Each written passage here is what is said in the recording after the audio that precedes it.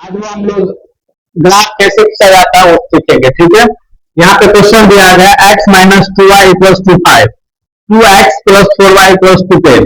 सबसे पहले क्या करेंगे, समीकरण एक और समीकरण दो हम हल कर लेंगे। ठीक है, कम से कम आप 3 मान निकालिएगा।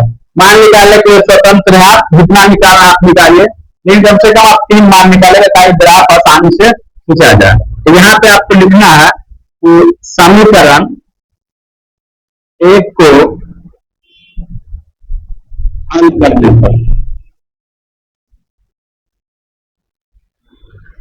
यहाँ पे समीकरण एक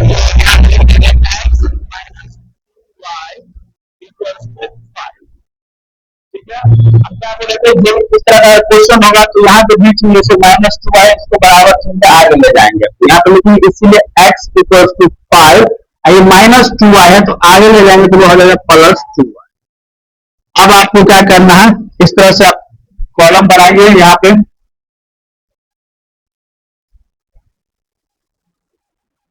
पे लिखेंगे x, यहाँ पे लिखेंगे y।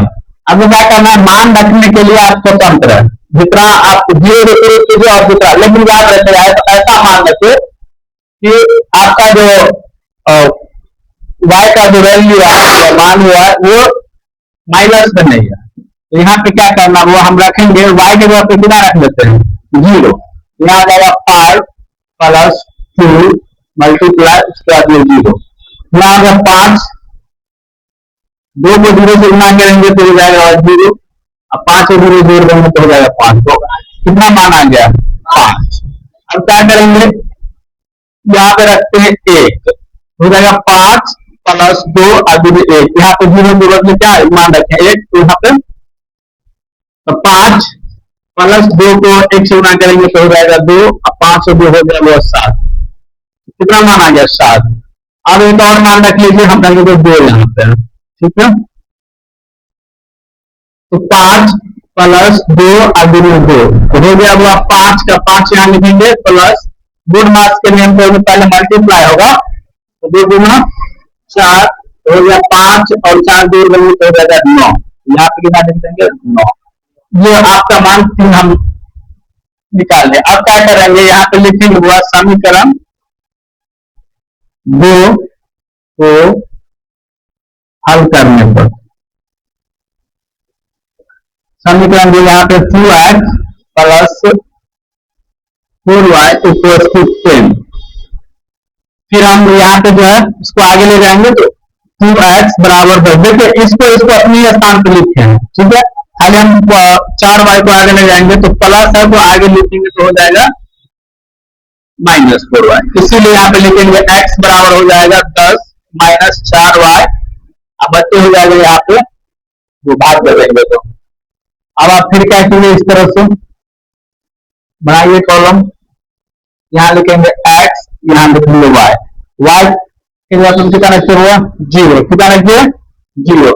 देखते हैं 10 माइनस 4 आगे में हो जाएगा, यहाँ पे लिखेंगे 0, अब बच्चे हो गया 2।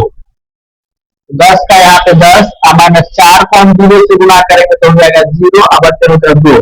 तो 10 में से 0 घटाएंगे तो 10, अब बच्चे हो गया 2, काट देंगे तो हो जाएगा 5। यहाँ पे हो गया 5। अब हम रखते हैं 1, यहाँ पे रखते हैं 1, तो 10 माइनस 4 और 1, अब बच्चे हो गया 2। 10 का यहाँ पे 10 माइनस 4 को 1 से गुना करेंगे तो हो जाएगा वो 4, अब बच्चे हो गया 2।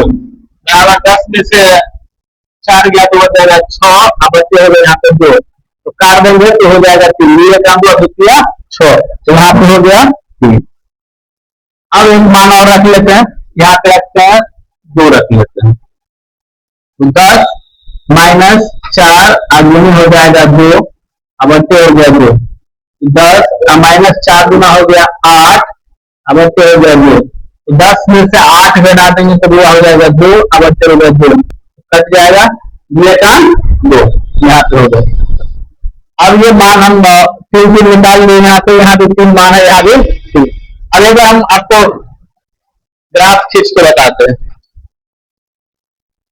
ये तो हम लोग अगले पार्ट में इसको बताएंगे। ठीक है, मतलब आज अभी ना क्वेश्चन का x और y का मान कैसे निकाला जाता है फाइंड आउट करना वो सीखें। ठीक है, अगला जो क्लास होगा, ठीक है, उसमें आपको बताएंगे पूरा इसी मान का ग्राफ किस तरह से किया जाता है।